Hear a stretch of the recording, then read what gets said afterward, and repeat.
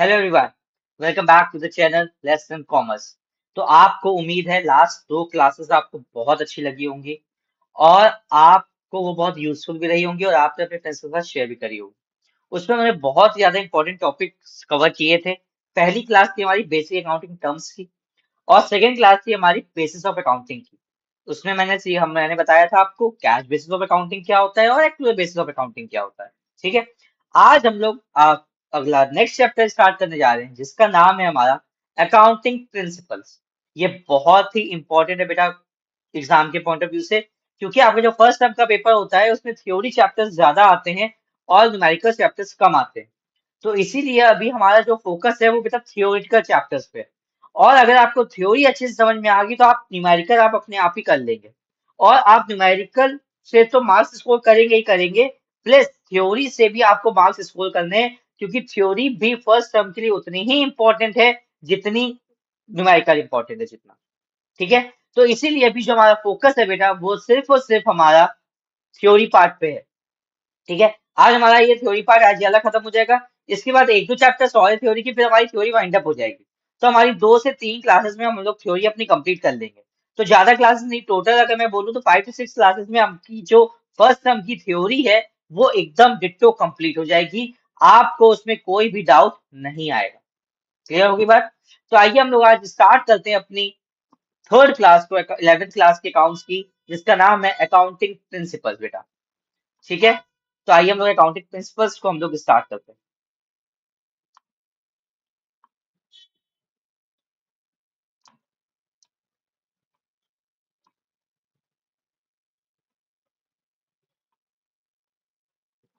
चल, सबसे पहला जो हमारा बेटा प्रिंसिपल है वो बहुत ही इंपॉर्टेंट प्रिंसिपल है, बिजनेस एंटाइटी कॉन्सेप्ट।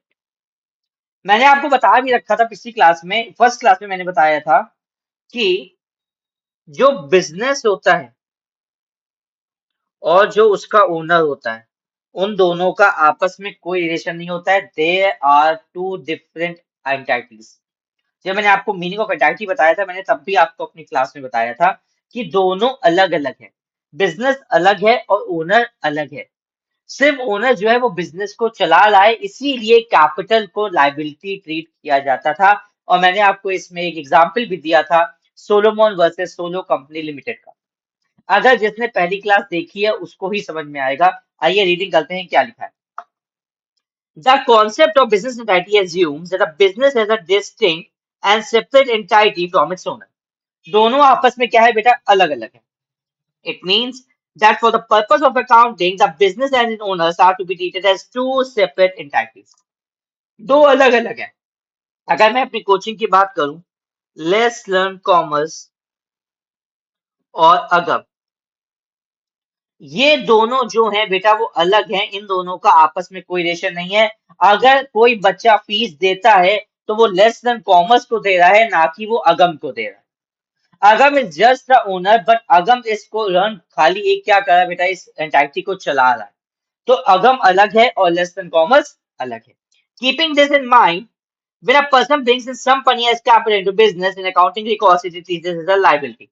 मैंने आपको लास्ट क्लास में बताया था कि वो लाइबिलिटी की तरह ट्रीट करता है। अगर आप जो जिसकी पहली क्लास है मैं उसको बता देता हूँ। देखो मैंने ये आपको बताया था कि business is treated as a separate person from its owner. और मैंने आपको ये सोलोमन वर्सेस वाला केस भी दिया था। इसी को हम कहते हैं सेपरेट लीगल एंटाइटी, और इसी को हम कह देते हैं बेटा बिजनेस एंटाइटी कॉन्सेप्ट। इसी को हम क्या कहते हैं बेटा, business entity concept.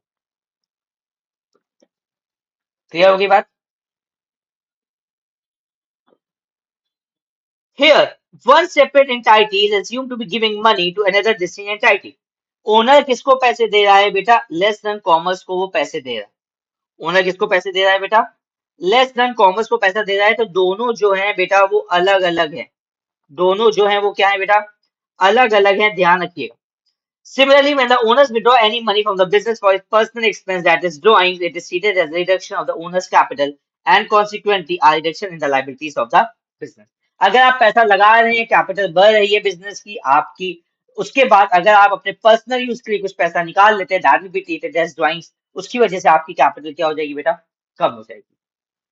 The accounting records are made in the accounts from the point of view of the business unit, not that of the owner. अब लेस देन कॉमर्स की जो अकाउंटिंग होगी वो लेस देन कॉमर्स के point of view से होगी, अगर अपने पॉइंट ऑफ व्यू से नहीं करेगा, अगर अपने पॉइंट ऑफ व्यू से नहीं करेगा। The personal assets and liabilities are would not considered by recording and reporting the assets and the liabilities of the business. Similarly, personal transactions of the owner are not recorded in the books of the business unless it involves inflow or outflow of the business funds. Personal transaction जब तक record नहीं होंगे जब तक business का पैसा आप इस्तेमाल नहीं करेंगे। क्लियर होगी बात? तो बिजनेस आइडेंटिटी कॉन्सेप्ट का मेन जो हमारा कंक्लूजन निकलता है बेटा वो ये है कि बिजनेस अलग है, ओनर अलग है, इन दोनों का आपस में कोई भी रिलेशन नहीं है। They are treated as two different entities. Person जो ओनर है, जो पैसा लगाता है, वो एज अ लाइबिलिटी ट्रीट किया जाता है, उसको हम कहते हैं कैपिटल। और जो अकाउंटिंग होती है वो फर्म के पॉइंट ऑफ व्यू से होती है, ओनर के पॉइंट ऑफ व्यू से अकाउंटिंग नहीं करी जाती है। इतनी बात समझ में आ गई बेटा? कोई डाउट? इतना बात क्लियर हो गई? आइए हम लोग सेकेंड अपने कॉन्सेप्ट पे बढ़ते हैं। अलग अलग बहुत इंपॉर्टेंट है बेटा एग्जाम के पॉइंट ऑफ व्यू से। टीचर्स के ये दोनों फेवरेट हैं, मनी मेजरमेंट और बिजनेस एंटाइटल। अगर मैं पेपर बनाऊंगा तो बिजनेस एंटाइटल 110% आपसे पूछूंगा ही पूछूंगा। ठीक है, तो भाई अब इसका मनी मेजरमेंट कॉन्सेप्ट क्या कहता है, आइए देखते हैं। Money measurement concept, money measurement concept ये कहता है बच्चे, आप उसको कोई भी ट्रांजेक्शन्स को आप तभी रिकॉर्ड करेंगे जब वो इन टर्म्स ऑफ मनी में कन्वर्ट हो पाएंगे। अगर वो इन टर्म्स ऑफ मनी में कन्वर्ट नहीं हो रहे हैं तो आप उसको रिकॉर्ड नहीं करेंगे। बात को क्लियर समझ लीजिएगा, दिमाग में बिठा लीजिए इस बात को।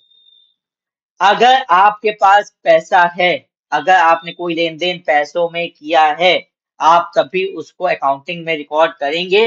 अगर आपने पैसों में नहीं किया है लेन देन तो आप उसको अकाउंटिंग में रिकॉर्ड नहीं करेंगे बेटा। बिल्कुल दिमाग में बिठा लीजिए ये बात। आइए पढ़ते क्या लिखा है। The concept of money measurement says that only those transactions and happenings in an organization which can be expressed in terms of money, such as sale of goods or payment of expense, receipt of income, are to be recorded in the books of accounts.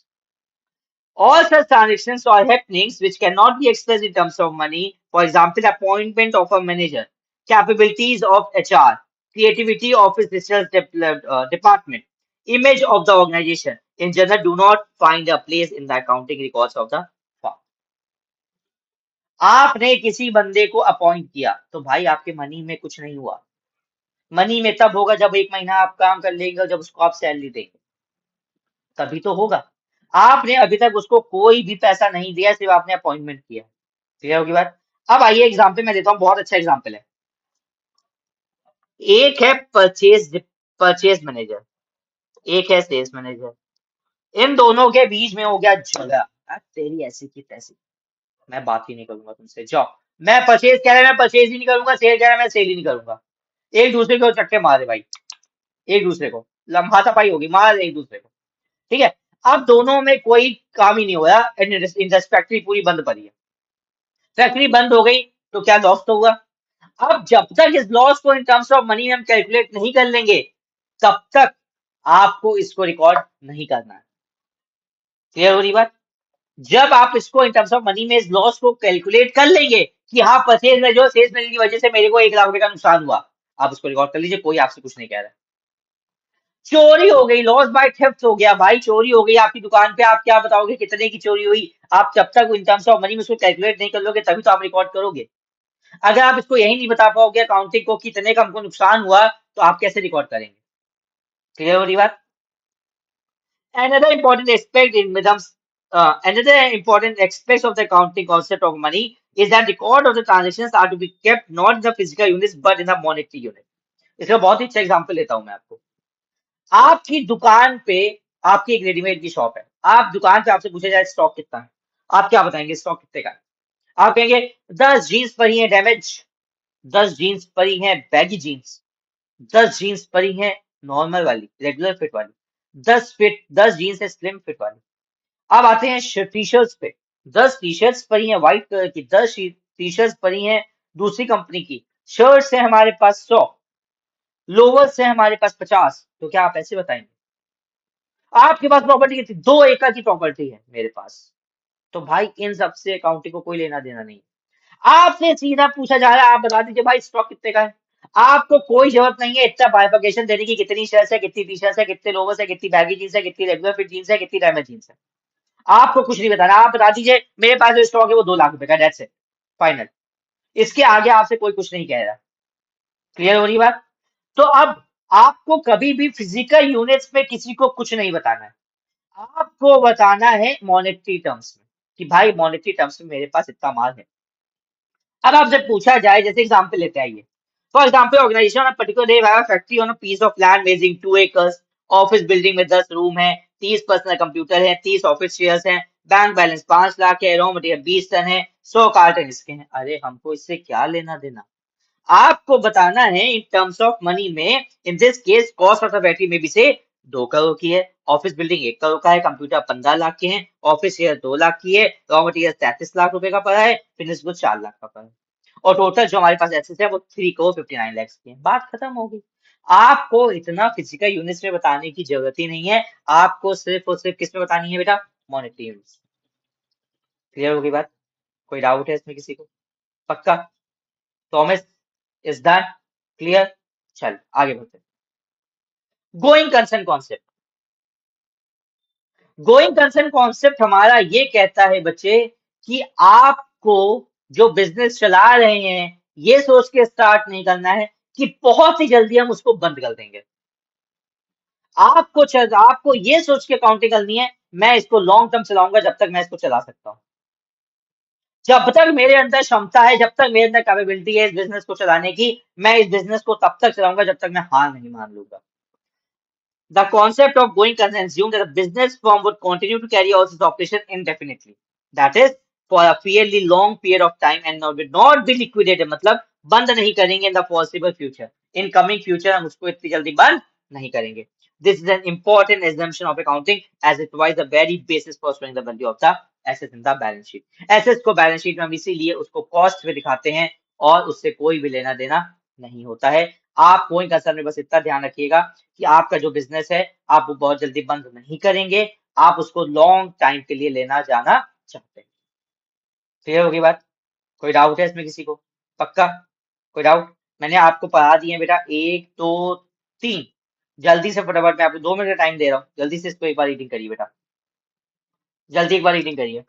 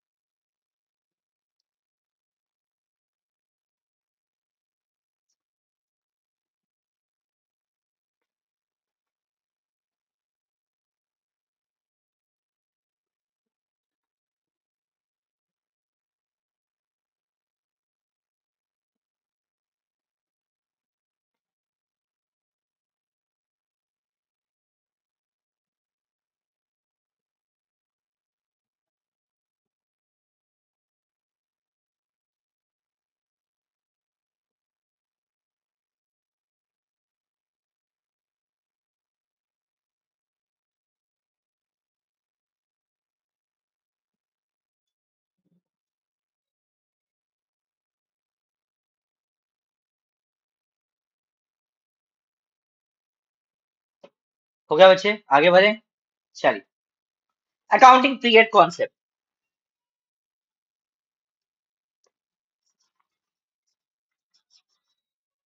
इसका बहुत अच्छा example दूं, बहुत अच्छा example देता हूँ। चल,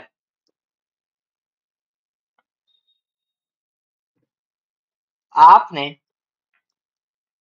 अपने दोस्त से नोट्स मांगे। आपके एग्जाम से बेटा, पहले जो एग्जाम है आपका वो है आपका 15 जुलाई को। आपने कहा भाई मेरे को ना नोट्स दे दो, भाई मेरे को एग्जाम है यार, मेरा काम कंप्लीट नहीं है, तो ऐसा करो हमको नोट्स दे दो। चलो ठीक है भाई। 15 जुलाई को नोट्स आपका पेपर था, वो आपको नोट्स भेज रहा है 16 जुलाई को। क्या इसका कोई मतलब बनता है? क्या इसका कोई मतलब बनता है? तो आपका दोस्त किस बात का हुआ? आपका दोस्त नहीं हुआ वो। आप इस बात को समझिए। तो कहने का मतलब है, अगर आपका टाइम पे काम नहीं हो रहा है तो आपके लिए वो कुछ भी यूजफुल नहीं है। अब एग्जाम्पल मैं देता हूँ आपका अकाउंटिंग से। अकाउंटिंग कहती है 1 अप्रैल से हमारा फाइनेंशियल ईयर स्टार्ट होता है, 31 मार्च को खत्म होता है। तो अगर आपका फाइनेंशियल 31 मार्च को खत्म हो रहा है बेटा, तो आपका फर्ज बनता है कि ज्यादा अप्रैल महीना ले लो और मई महीना ले लो, चलो जून ले लो। इन 3 महीने में आपने पिछले महीने जो भी किया है उसको आप पूरी अच्छी तरीके से फाइनेंशियल पोजीशन आप अपनी बता दीजिए, अपने सीए को सब कुछ बता दो, ताकि आपका पिछले साल का जो भी कच्चा चिट्ठा है वो सब कुछ आ जाए। क्लियर होगी बात? ठीक है। अब अगर यही बात, अब अगर यही बेटा जून में ना खत्म होके अक्टूबर में खत्म हो रहा है, या कह दो सितंबर में खत्म हो रहा है, तो भाई आपने जो पिछले साल गलतियां करी थी आप उसको सुधार नहीं पाएंगे, क्योंकि इस साल भी आपने उसके 6 महीने बर्बाद कर दिए। अगर जून तक आप बना लेते तो आपके सिर्फ 3 महीने खराब होते, 9 महीने आपके पास उस गलतियों को सुधारने का तरीका मेरे पास बच जाता। लेकिन आप उसको जितना ज्यादा डिले करते रहेंगे आप उसको गलतियों को अगले साल सुधार नहीं पाएंगे। क्लियर हो रही बात? तो अकाउंटिंग पीरियड कॉन्सेप्ट ये कहता है कि जितनी जल्दी हो सके पिछले साल के जो भी आपके फाइनेंशियल स्टेटमेंट्स हैं उसको जल्दी जल्दी बना लीजिए, ताकि आपको पता चल जाए कि पिछले साल आपने किया क्या है, और पिछले साल जो आपने गलतियां कर ली हैं हो सकता है इस साल आप उस गलती को ना करें। क्लियर होगी बात? आइए रीडिंग करते क्या लिखा। Accounting period refers to a span of time at the end of the financial statements are prepared to know whether it has earned a profit or incurred a loss during that period, and what exactly is the position of its assets and the liabilities at the end of that period. उस साल पिछले साल आपने profit कितना कमाया, अगर loss हुआ तो कितना हुआ, आपके पास एसेट्स कितनी है, आपके पास लाइबिलिटीज कितनी है, आपके पास पता होना चाहिए। Such information is required by different users at regular intervals for the various purpose, as no firm can wait for long to know its financial results, as various decisions are to be taken at regular intervals on the basis of such information. क्योंकि आपको उसके ही basis पे decisions लेने होते हैं। आप जितना ज्यादा उसको डिले करेंगे आपके डिसीजंस भी उतने ही ज्यादा डिले हो जाएंगे। क्लियर हो रही बात? The financial statements are therefore prepared at regular interval, normally after a period of 1 year, so that timely information is made available to the users. This interval of time is called accounting period. ये जो आपका interval है यही हमारा कहता है accounting period concept. Clear हो गई बात? कोई डाउट? आइए बोलते हैं आगे। Cost concept. Cost concept. Cost concept बेटा कहता है आपका, आपने एक लैंड खरीदी 5 CR की, 5 करोड़ रुपए की आपकी लैंड खरीदी 2020 में। 2026 चल रहा है, आज उसकी वैल्यू हो गई है 8 करोड़। 3 करोड़ का हमको यहाँ पे प्रॉफिट हो रहा है, 30 CR का हमको प्रॉफिट हो रहा है। 30 CR का प्रॉफिट हो रहा है, लेकिन अब वो कह रहे हैं कि आपको प्रॉफिट नहीं दिखाना है। आपने आज, ये है आपकी, इसको कहते हैं हम बुक वैल्यू, जितने पे आपने खरीदा, ये कहते हैं मार्केट वैल्यू। आपको मार्केट वैल्यू से कोई भी लेना देना नहीं है, आपको बुक वैल्यू से लेना देना है। आपने जितने में खरीदी थी हिस्टोरिकल में, आपको अपनी बुक्स में उतने का ही दिखाना है। इस टाइम उसकी मार्केट वैल्यू क्या है हमको उससे फर्क नहीं पड़ना चाहिए। क्लियर हो रही बात? आइए रीडिंग करते क्या लिखा।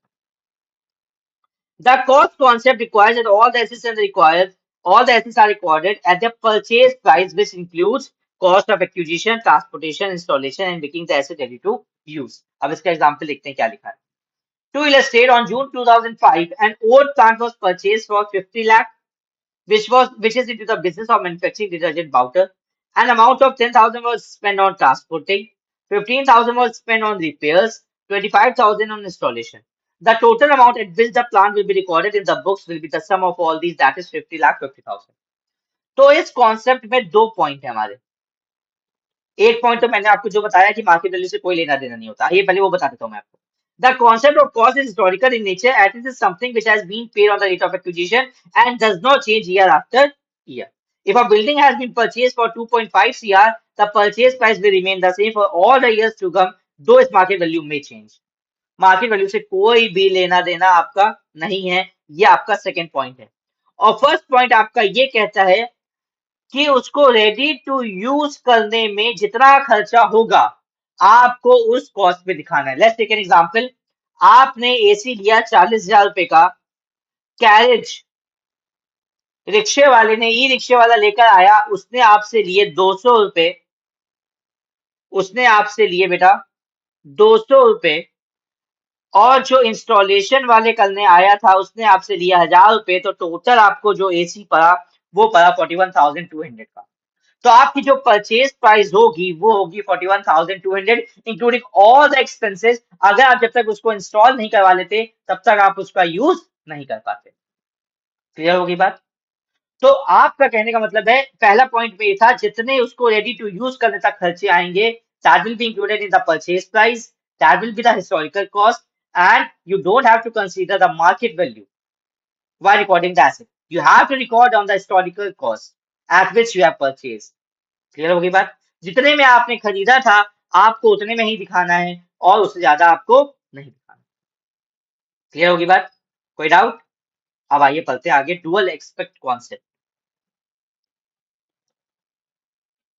डुअल एक्सपेक्ट कॉन्सेप्ट ये कहता है बेटा कि आपका कोई भी ट्रांजेक्शन जो होगा वो दो चीजें इफेक्ट करता है, एक चीज आएगी और दूसरी चीज जाएगी। क्लियर होगी बात? एक चीज आएगी तो दूसरी चीज जाएगी। जैसे एग्जांपल लेते हैं, मैंने फर्नीचर खरीदा 50,000 रुपए का,